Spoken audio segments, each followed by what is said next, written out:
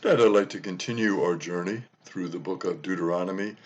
We've been looking at this book which describes the farewell discourse of Moses. It's kind of like Moses saying goodbye to the people and giving them the final message from God before they're going to enter in the book of Joshua, the next book, into the promised land. We're up to chapter 9 in the book of Deuteronomy in our series. And in chapter 9, it's very interesting about the kind of battles that the people are going to get into.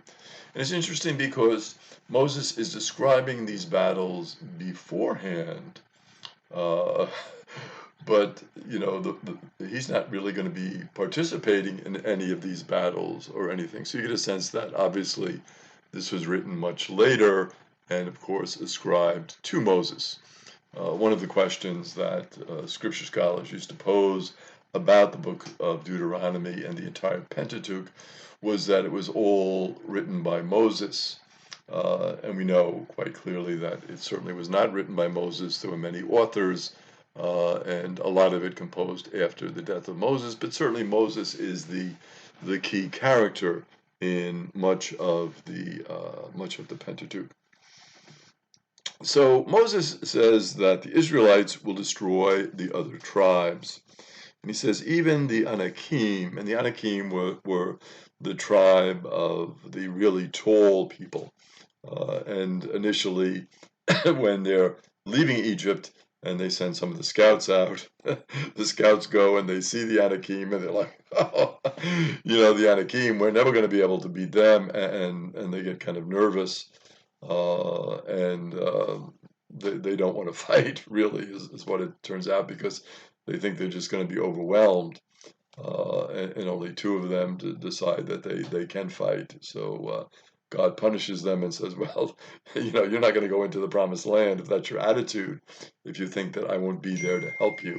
And of course, the whole concept behind the book of Deuteronomy and Moses speaking to the people is the presence of God with the people. That is the theme over and over again, that God does not abandon the people. God is with the people. Don't worry, I will be with you. And Moses says the Lord will drive the opposition out because of two reasons. First of all, because of their wickedness, and secondly, because of God's faithfulness in keeping the oath he made to Abraham, to Isaac, and to Jacob. So God made that oath that he would be with the people, that he would help them, that he would lead them. God says, hey, don't worry, I'm going to keep my oath. I'm going to be faithful to my oath, so don't worry about that aspect of it.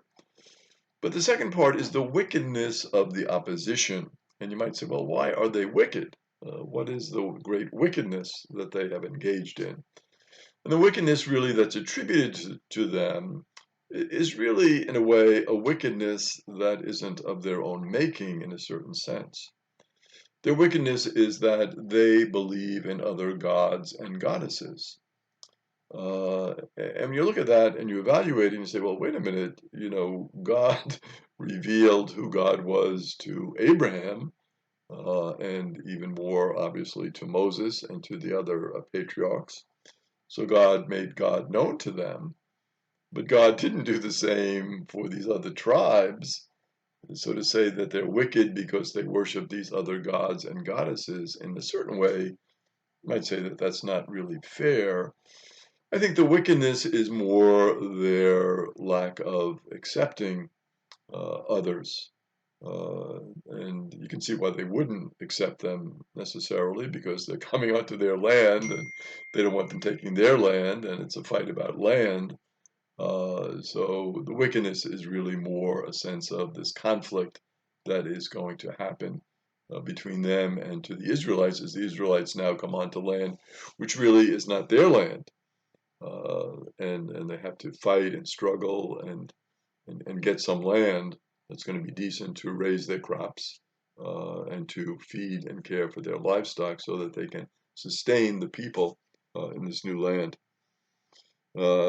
Interesting that Moses makes the point, it's not because of your merits, the fact that you will overcome these other tribes and that you will be present there in the land, don't think that you've done it.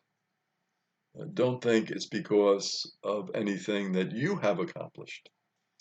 Don't think it's necessarily because you're stronger. Don't think necessarily because it's you're better tacticians, that you can fight in a much better way than these other people. No, it's not you who are doing it. It's really the fact that God will accomplish it through you. So don't take the credit upon yourself. A very interesting thought for us. A lot of times we might say, well, I accomplished this. I did this great thing. I built this business. I wrote this book. I hit 61 home runs, right? We speak about certain accomplishments that we've done. Other people acknowledge those accomplishments. And sometimes we're looked upon in a special way. But really, when you unpack it and look at it, I think Moses's point here is very important for us to reflect on. Are we accomplishing it? Or is God giving us the strength, the brains, the support system to accomplish it? Many times, for example, in our society, we look upon certain things and we'll say, well, this particular person did very well in this area academically. They did very well in science. They did well in math.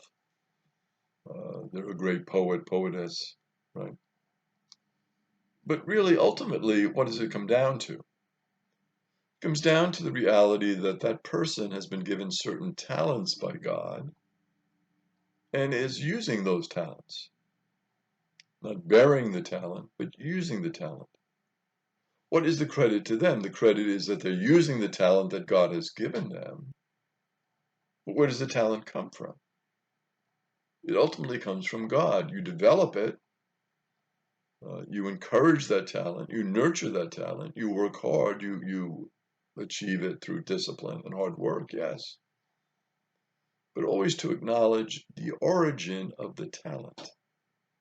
And I think that's the point that Moses is making here with the people. You're going to go into this land. You're going to win certain battles. Don't think necessarily that it is you who are doing the winning. You are using the talents that God has given you. Ultimately, it comes from God. Life is from God. Gifts are ultimately from God. That's the message that Moses is trying to give to the people. And it's an important message. And it's going to be a message that we'll see as we progress through these books that the people quickly forget, just like, of course, we forget that message. And one of the other things that Moses mentions here in chapter 9 is reflects on the people themselves. And he says, the Israelites, you were rebellious in the desert. You are a stiff-necked people. Don't think now when you get into the promised land and you win these battles and you get all this territory and you're doing well and you have nice farms and you have big flocks and your vineyards are overflowing with grapes and olives. Don't think that you're so wonderful. Remember that you were a rebellious people, a stiff-necked people. Remember that you didn't always listen to God.